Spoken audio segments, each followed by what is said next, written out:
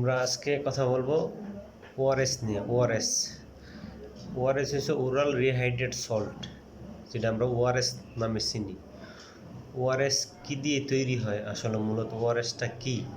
ORS মূলত তৈরি glucose, অ্যানহাইড্রাটস, potassium chloride, তারপর হচ্ছে ট্রাইসোডিয়াম সাইট্রেট, সোডিয়াম ক্লোরাইড, এই 4টা উপাদান দিয়ে ওআরএস তৈরি করা হয়।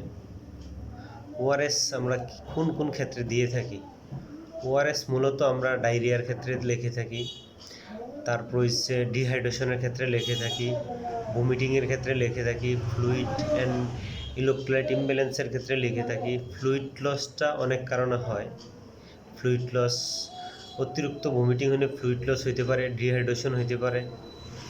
তারপর হচ্ছে ইলেকট্রোলাইট ইমব্যালেন্স, সেক্ষেত্রে আমরা লিখি। কিসের ক্ষেত্রে লিখি? ডায়রিয়ার ক্ষেত্রে লিখি, ডিহাইড্রেশনের ক্ষেত্রে লিখি, ভমিটিংয়ের ক্ষেত্রে লিখি, ফ্লুইড লসের ক্ষেত্রে লিখি, ইলেকট্রোলাইট ইমব্যালেন্সের ক্ষেত্রে আমরা লিখে থাকি ওআরএস। কিন্তু একটা বিষয় দেখা যাচ্ছে যে অনেক লোক আছে যে আপনার একটু ক্লান্তি অনুভব হইলে, একটু ঘামলে বা শরীরে একটু দুর্বল লাগলে ওআরএস নিয়ে খায়, এবং বাচ্চাদেরকেও খাওয়ানো হয়। বাচ্চাদেরকে আপনার মায়েরা বমি হইলে বা আপনার এই পাতলা পায়খানা হইলে, যে লুজ মোশন হইলে আপনার ওআরএস খাওয়ায়। কিন্তু ওআরএস খাওয়ানোর ক্ষেত্রে কিছু নিয়ম মানতে হবে। ওআরএস খাওয়ানোর কারণে কিন্তু আপনি কিডনি বিকলাঙ্গ হইতে পারে, কিডনি ডিজিজ হইতে পারে, কিডনি আপনার ফেলুর হইতে পারে।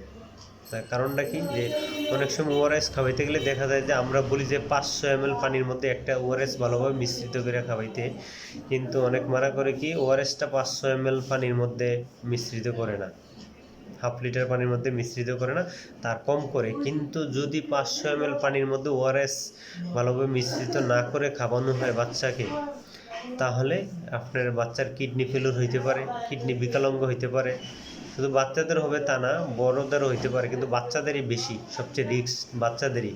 মায়েরা এই বিষয়টা জানতে হবে যে হাফ লিটার পানির মধ্যে, অর্থাৎ 500 ml পানির মধ্যে আপনি একটা ওআরএস ভালোভাবে মিশ্রিত করতে হবে। মিশ্রিত করে ওই বাচ্চার ওজন অনুযায়ী ওই ওআরএসটা আমরা দিতে বলি, যে যেটা আমরা বলি যে হ্যাঁ, আপনার যতবার বাথরুম করে ততবার আপনার 8 থেকে 15 চামচ বা 6 থেকে 10 চামচ বা 15 থেকে 16 চামচ এরকম পানি আমরা খাওয়াইতে বলি, স্লাইনের পানিটা।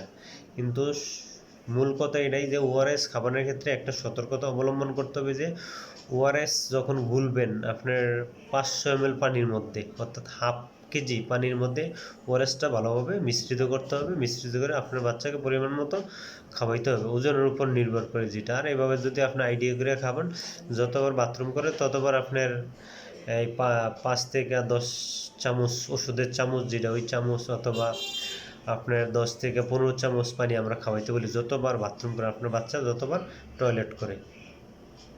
তাহলে সবাই ভালো থাকবেন।